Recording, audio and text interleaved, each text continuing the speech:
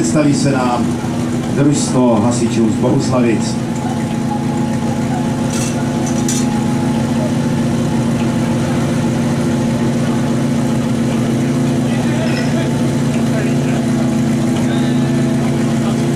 Tak bohužel přihodilo se to, co je velice nepříjemné bohuslavickým, tím, že se pohnula Slavice, tak vlastně si vyčerpali možnost druhého opakovaného startu, čili už první pokus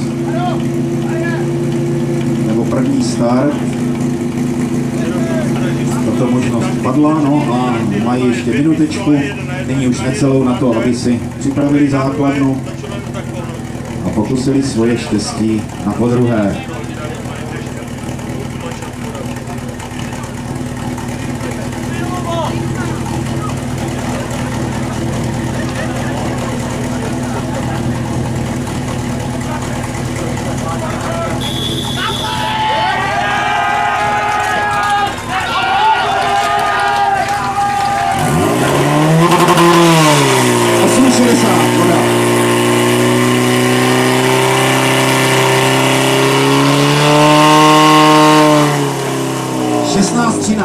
Šestnáct 13, přátelé.